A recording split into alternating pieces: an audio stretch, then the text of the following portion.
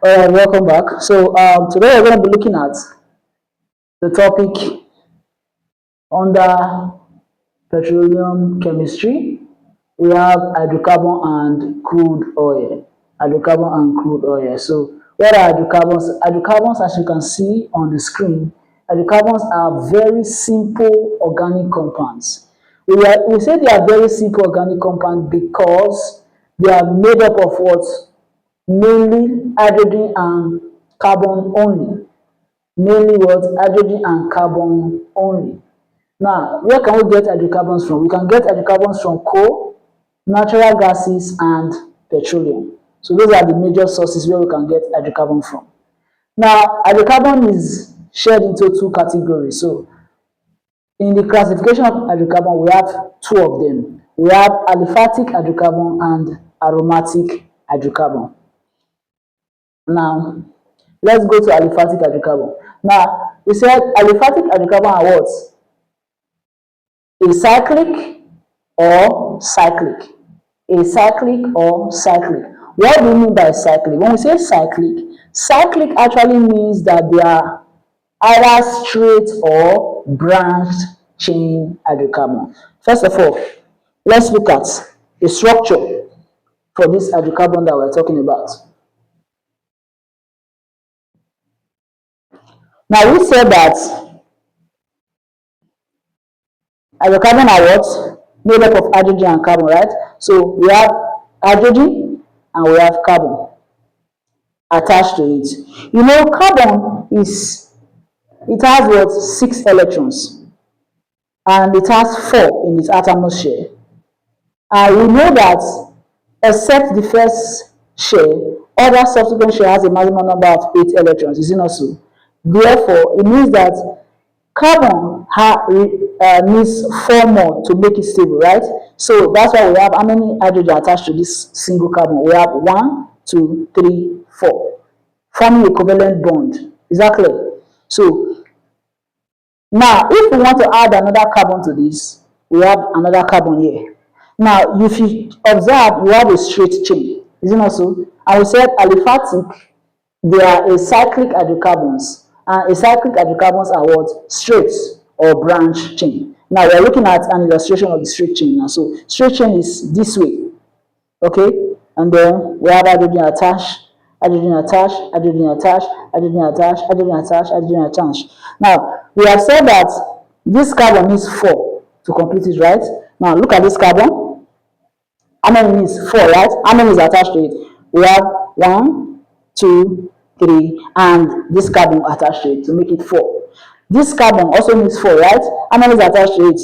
We have 1, 2, 3, and this one to make it 4. Exactly. Now, for the branch chain, which is still under a cyclic, we have something like this. Let me clean this.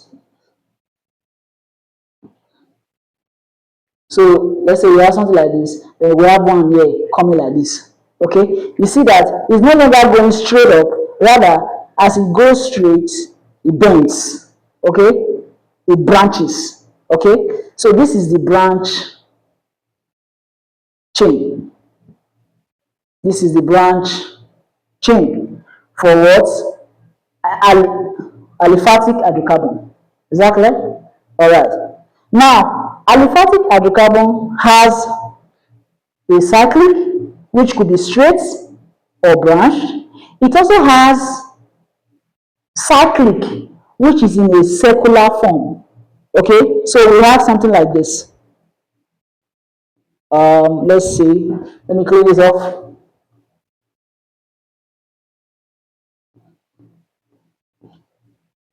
So we have the word aliphatic that is what in a circular or ring form, such that we have this, this, we have this, we have this, we have this, and we have this.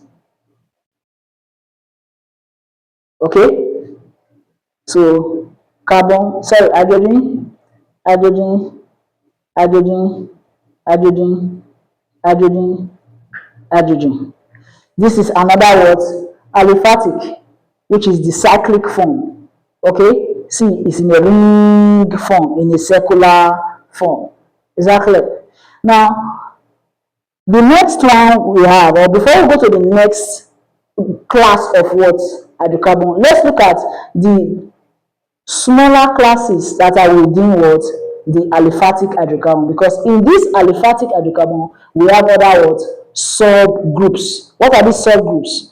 We have the likes of alkanes, alkenes, and alkynes. Alkanes, alkenes, and alkynes. These are the subgroups under the aliphatic hydrocarbon. Exactly. So it means that the alkanes, the alkenes, and the alkynes could be straight or branch, or ring or circular. Exactly. Now let's move on to the next. We have aromatic hydrocarbon. Now the aromatic hydrocarbon is basically ring only. There's nothing that is straight or branch. It's only what circular. Is ring. Now, you will now ask yourself, what's now the difference between the aliphatic hydrocarbon and the aromatic what hydrocarbon? Because we said that the aliphatic hydrocarbon has a ring structure. And we are saying now that the aromatic hydrocarbon has a ring structure as well. So what's the major difference between the two of them? The major difference is this. Let's look at for the aliphatic.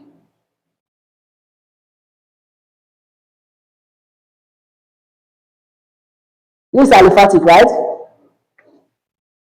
Right? Like we said the other time, right? Now, for the aromatic, the ring structure of aromatic.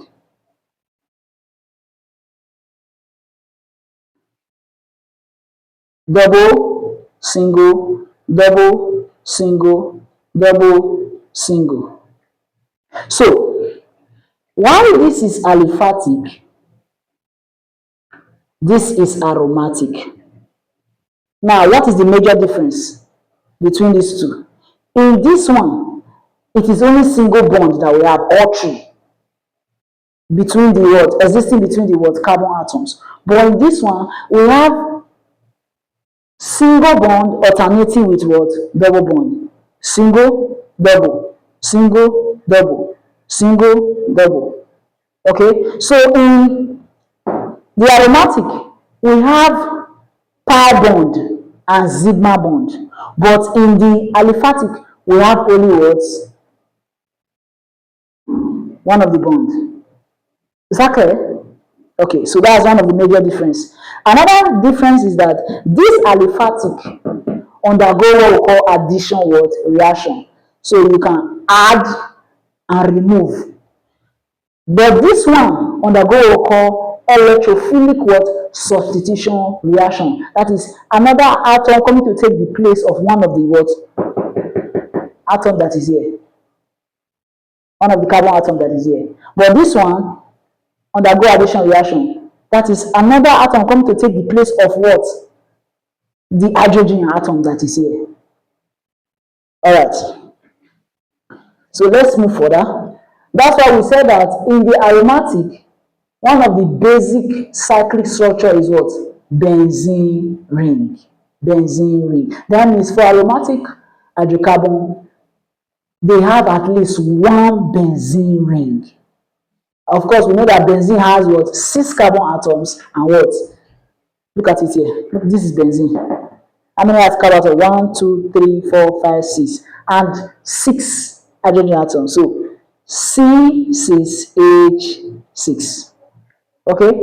So for every aromatic hydrocarbon, we have at least one benzene ring.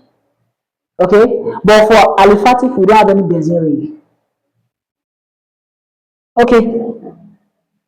Now, let's look at petroleum. Now, you notice that we didn't go deeper in the hydrocarbon. We talk about alkanes, alkynes. So basically, we just did the introduction of hydrocarbon. Later, we are going to go deeper into it. Now, let's look at petroleum. Remember, our topic was hydrocarbon and what? Petroleum. Let's look at petroleum. Now, we said petroleum is a what? Is a dark, viscous liquid. Petroleum is a dark, viscous liquid. which is usually trapped or found under the ground, blah, blah, blah, blah, blah. So, what are we saying? Petroleum, otherwise known as crude oil, or also known as rock oil, because the main petroleum is this. Let's look at it together. Petroleum. Now, the word petroleum is made up of petrol and oleum. Now, petrol means rock, while oleum means oil. So, petroleum is what? Rock oil. That is a liquid that is gotten from rock. Okay? It's a liquid that is gotten from rock, but not just any kind of rock. Majorly, basically, sedimentary rock. But it is not just any kind of liquid. It's a viscous what? Liquid. A viscous liquid. Now, what's a viscous liquid? A viscous liquid is that kind of liquid that looks like, palm oil or vegetable oil. Yes. Such that it doesn't flow the way water flows. Okay? All right. So, we have here, petroleum is a mixture of what? Alkanes, cycloalkanes, and aromatic what? Hydrocarbons. Remember we have said before that hydrocarbon, one of the major sources of hydrocarbon is what? Petroleum, right? So that's how we said that petroleum is a mixture of what? Alkanes, cycloalkanes, and aromatic what? Hydrocarbons. So basically, petroleum is a mixture of aliphatic and aromatic what? Hydrocarbons. Okay? Now, let's look at refining of petroleum. When we say refining of petroleum, basically what we're talking about is the separation or the extracting of the different components that make up what? Petroleum. So when we carry out a process to see how we can get petrol, get kerosene, get diesel, get natural gas, and other what materials that make up petroleum. Those whole process that we get involved in to get those materials that make up petroleum out of the what? Petroleum or crude oil. We call that entire process what? Refining of what? Petroleum. So refining of petroleum is basically what? Getting the useful product out of what? Crude oil. Exactly. So that goes to tell us that crude oil is a combination of what? Different useful what? Products that have become an homogeneous what? Mixture. So crude oil is a mixture. Having said that, now we say crude oil consists of a very complex mixture of what? Hydrocarbons, which individually they exist as gas, liquid, or solid at normal temperatures and what? Pressures. Now, the crude oil can be separated into fractions by comparatively what? Simple distillation. Now, what is the name of that process that we engage in the course of refining of what? Petroleum? What is the name? Because refining of petroleum is majorly what? Getting the useful what? Materials out of the petroleum. But there is a process, there is a method, there is a technique that is used to get those what? Useful what? Materials out of the petroleum. What is that technique called? What is that method called? What is that process called? It is called fractional distillation. Fractional distillation. Now, basically, this fractional distillation works on the principle of the difference in the boiling point of each component of what? Crude oil. The difference in the boiling point of each component of crude oil. So basically, what we're looking at is this.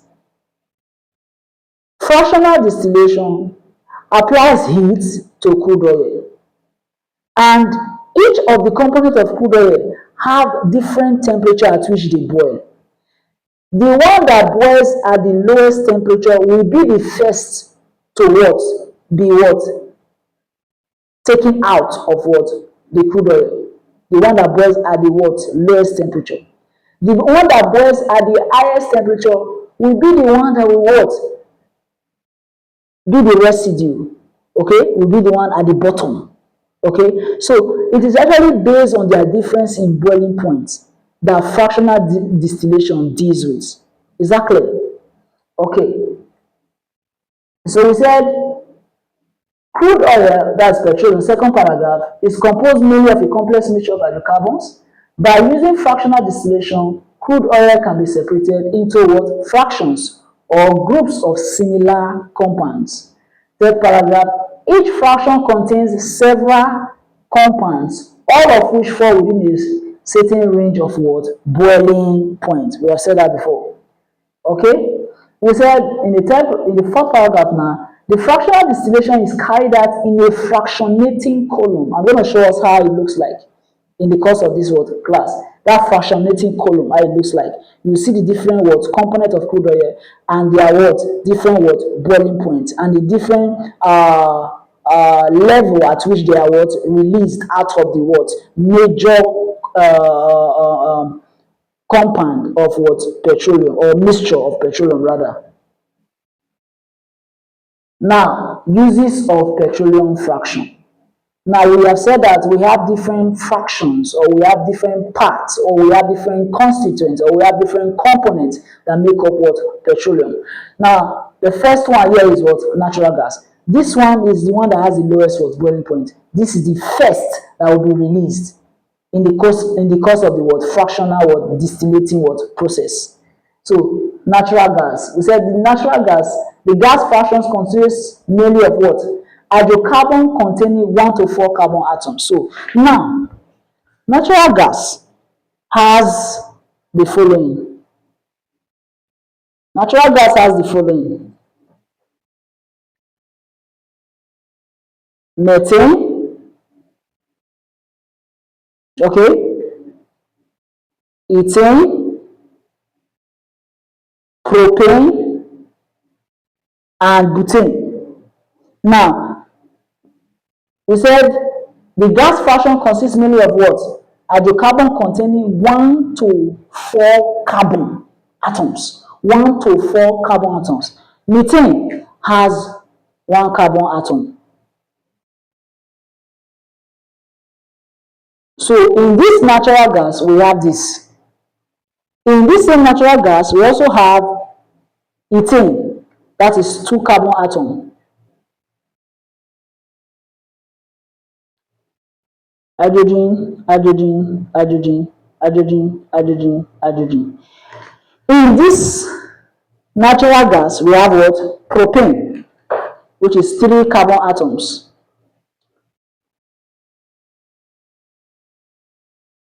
We already know that this is hydrogen, hydrogen, hydrogen, hydrogen, hydrogen, hydrogen, hydrogen, hydrogen. Okay? Right.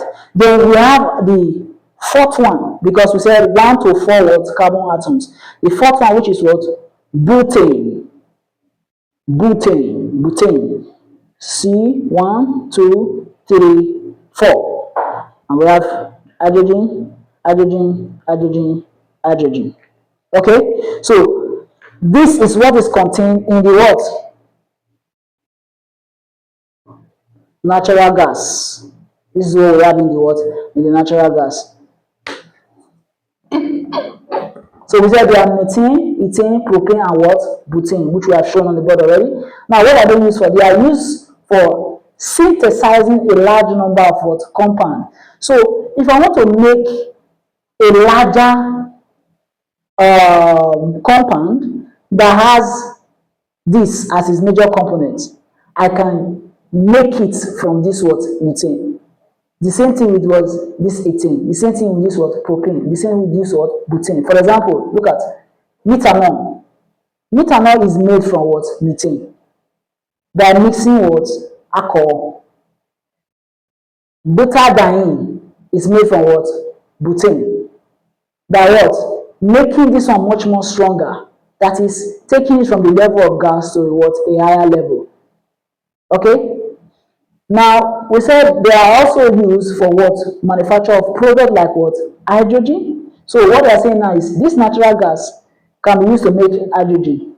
We can use to make carbon 4 sulfide. we can use to make tetrachloromethane, and we can use to make what? Ethane. Okay? All right. Now, the next fraction is what? Petrol or motor gasoline.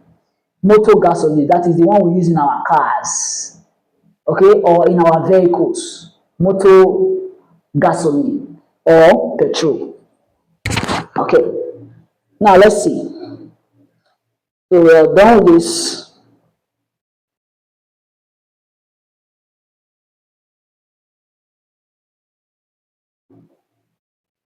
So the next one is petrol or motor gasoline. Well, we said that the petrol is a what? Complex mixture of volatile hydrocarbons containing what? C6 to C10. So in this petrol now, the hydrocarbons that we have in it are what? Hexane. We have what? Hexane, 6 carbon atoms. 1, 2, 3, 4, 5, 6. 6 carbon atoms. We have heptane, that's 7. 1, 2, 3, 4, 5, 6, 7. Of course, we know we can have branch chain now.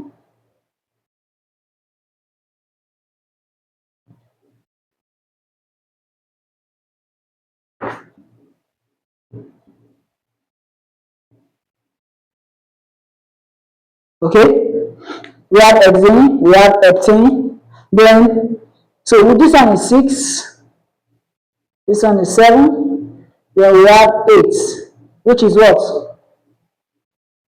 We have octane.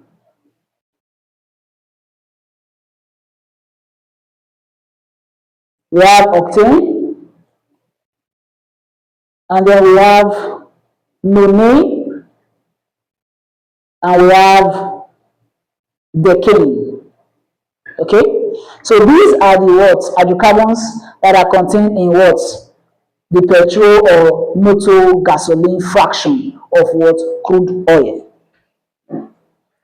So we said petrol is used as fuel for aeroplanes and vehicles. It is also a good solvent for paints. So those people that make paints, when you want to make the paint to dissolve, you use petrol or motor gasoline.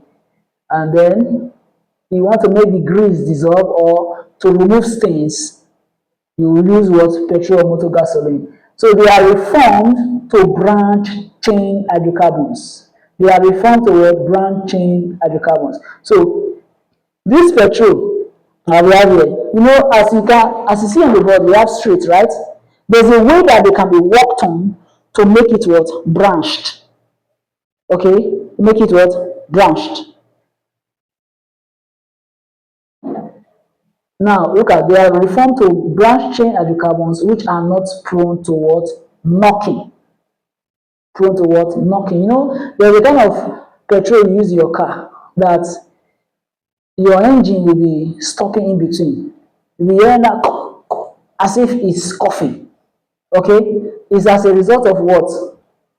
The fact that that petrol you are using has not been what? Cracked properly. And so because of that, it's causing your engine to what? Knock.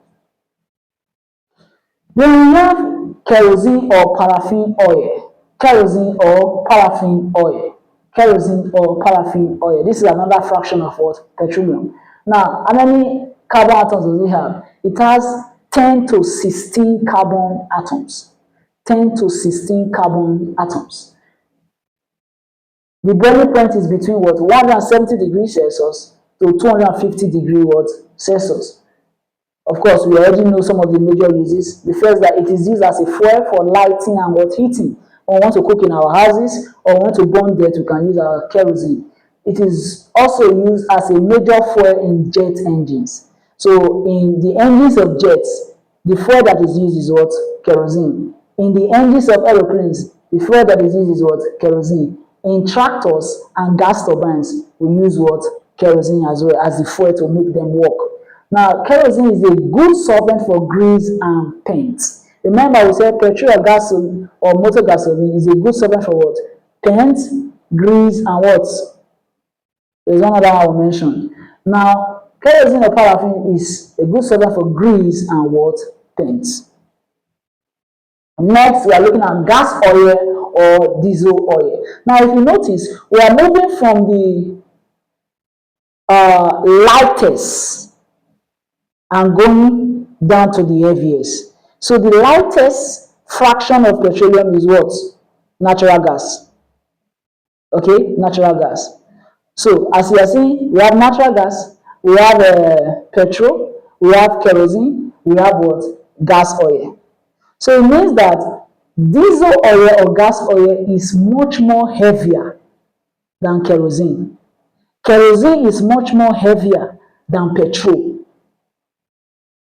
Okay, and petrol is much more heavier than what? Natural gas. Exactly. And also, if you observe, we left the first one is natural gas, which is gaseous in nature. Then we went to what? Petrol or motor what? Gasoline, which is liquid, as you can see it, but it is not that kind of liquid. As a matter of fact, it is called a what? A volatile liquid. That is, it behaves like a gas, but it has a physical appearance of a liquid. What do you mean? If you put petrol in your hand, you feel a cold sensation, right? But after a while, you see that it will just dry up. So it doesn't stay for long. It dries up what? Quickly. As though it's a gas that is released into a place that just suddenly what? The particles just suddenly what? Move around. Okay? So you see, we move from gas to volatile liquid, not necessarily liquid, volatile liquid. And then we move from volatile liquid to the real liquid now, which is your kerosene. That one is liquid. Then we move from that liquid to a viscous substance, which is your what? Your diesel. Exactly. All right. Now, the gas oil or diesel oil has what? Hydrocarbons of carbon atoms 14 to what? 18. So the number of carbon atoms here are from what? 14 to what? 18.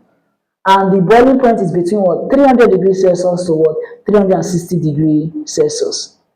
Okay, so you have to apply more heat to attain this. Then it is used in internal combustion of what? Diesel engines. So those vehicles that use diesel, that's they use gas oil or diesel what? Oil. Like your trains, your lorries, your what? Tractors. Then they are used as what? Raw materials in the cracking process. Remember I mentioned cracking before. Cracking has to do with what? Making your petrol suitable to be used by your cars. So it has to breaking it down so that it can easily be what? Combustible. That is, it can easily what? Burn. Okay? It will not have to take so much time to what? To burn. That's your cracking what? Process. And gas oil or diesel oil is part of the what? Raw materials that is used to what? Break down your what? Petrol. To make it what? Usable by our what? Vehicles. Through a process called what? Cracking process. Then we have another lubricating oil, grease, and wax. This one, the number of carbon atoms that we have is more than 20. Okay, so we have from 20 what and above. The boiling point is what? 350 degrees Celsius to 500 what degree Celsius. What are they used as? They are used as lubricants. When you want to make those iron parts of your what machine move smoothly, this lubricating oil is what you use, or this is what they use to make the substance that you apply to that what region for moving part of what engines and machines. They are used for making Vaseline or petroleum jelly. You know that what do you call it, cream that we actually rub on our skin during Ramadan to avoid us dry skin. Vaseline or petroleum jelly. So it's your lubricating oil that is used to make it. Then we have paraffin wax is used for making what? Candles. So lubricating your wax, okay, which is in this category of the fraction of petroleum, your wax is used to make your candle wax or your candles. It's used to make waterproof what materials. Those materials that when you put them in water, water cannot enter. What serves as a protection against the water is what? The wax that is used as the what? covering for those kind of materials. Then it can be used to make polish, it can be used to make grease, it can be used to make ointment and what? Cream. Now, the last of it, bitumen or asphalt. This one is the residue. This one is at the bottom. So it's a complex mixture of non-soluble solid. This one, there is solid present. So that goes to tell you that in your petroleum, we have gas, we have liquid, and we have what? Solid. Okay? So the different components that make up your petroleum are in different states. And we have the different states of matter present in your petroleum. So the bitumen or asphalt is a mixture of non-soluble solid. So they are made up of solid, and this so-called solid cannot dissolve. Okay? Now, in this bitumen or asphalt, we have several hydrocarbons making up. That's why we say polycyclic hydrocarbons. Several hydrocarbons that are ring in nature, that is, they are circular in nature, closed ring. Okay? It is used as a what? Binding agent, as gum. For example, your roof is leaking now. There's one black material that you go and attach to that place that there is hole in your roof. What happens? It seals it up, and so water cannot what? Enter into the what? Apartment anymore. So as binding agent for roofing materials and in road surfacing. You know, when these people are constructing road, there's this black hot substance that they pour on the what? Surface of the road that gives it that black what? Color. Yes, that is your bitumen or what? Asphalt. So it helps to what? Protect the other materials that have been added already. Okay, and serve as what? Glue to join them together. More like, you know, your cement now is a glue, is a gluing material. So the same work that your cement does by joining the different particles that are mixed together, that's the same work that your bitumen or asphalt does when it comes to what? Constructing your road. It joins those different materials that have been poured on the road, joins them together and gives them what? This compact nature, makes it very what? Hard. Now, I said I was going to show us a diagram that shows the fractionating column. Now, this is the fractionating column. This is a diagram showing the fractional distillation of what? Crude oil. At the top here, we have the refinery gas, which is your natural gas. The boiling point is what? Below 40 degrees Celsius. Then, below the natural gas, so after the natural gas, the next fraction is what? Your petrol or gasoline. The boiling point is what? 40 to what? 110 degrees Celsius. After the gasoline has come out, the next one that comes out is your what? Naphtha, which is between 110 degrees Celsius to 180 what? Degrees Celsius.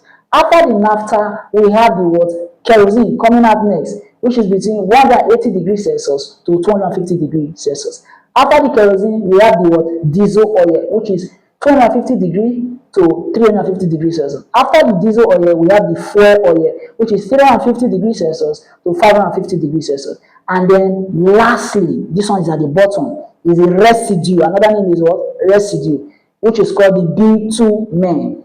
The temperature or boiling point is what? Above 550 degrees Celsius. In this diagram, you see that we have them, we have their uses. Okay, so refinery gas uses bottled gas for what? Heating and cooking.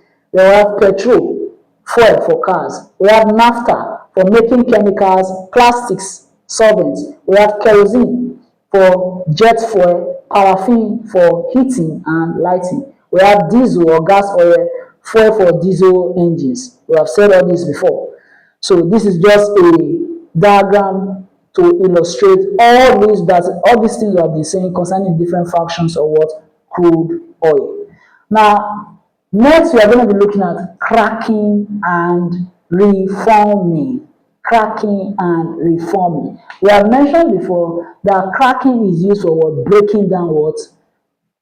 Large hydrocarbon what? Molecules into simpler, smaller ones.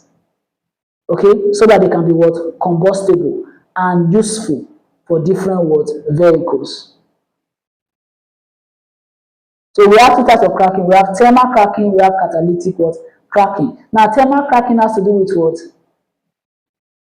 Breaking down the fraction by applying what? Heat. While catalytic cracking has to do with breaking down the fraction in the presence of a what? A catalyst. And that catalyst could be silica, alumina, or zeolite what? Catalyst. Now, what are the benefits of what? Cracking process? One, it makes you get more product from petroleum. Two, it makes the petroleum mixture to be rich in branch what? Chain. Three, it gives you more byproducts of what? Petroleum in large quantity. That's cracking. So reforming is now what? You have cracked it, you have broken it down. The next thing now is for you to what? Take it through a process that makes it give you what you actually want. Okay? That's reforming. So reforming is changing it from the form you used to be into the form that you what? You desire. Petrochemicals. What are petrochemicals? Petrochemicals are actually what? Substances that are made from the byproduct of what? Crude oil. Example of petrochemical, we have plastic. Okay? So petrochemicals are substances that are manufactured from the byproduct of what? Crude oil or from what? Petroleum. Some of them we have plastic, we have synthetic what? Rubber, we have synthetic what? Fibers. Okay? So petrochemicals are those things that is made from other materials that are gotten from crude oil. We have already stated the major materials that are gotten from crude oil, the major component, natural gas, petroleum, kerosene, and the rest of them, right? But apart from this component, there are other components that comes from crude oil. These other components that come from crude oil are used to make what we call the petrochemicals. So plastic is made from the other components aside from the major ones of crude oil. Synthetic rubber, the same thing. Synthetic fiber, the same thing.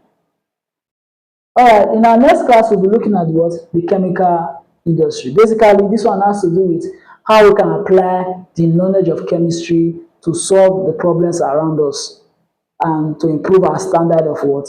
Living. I'll see you in our next class. Thank you very much.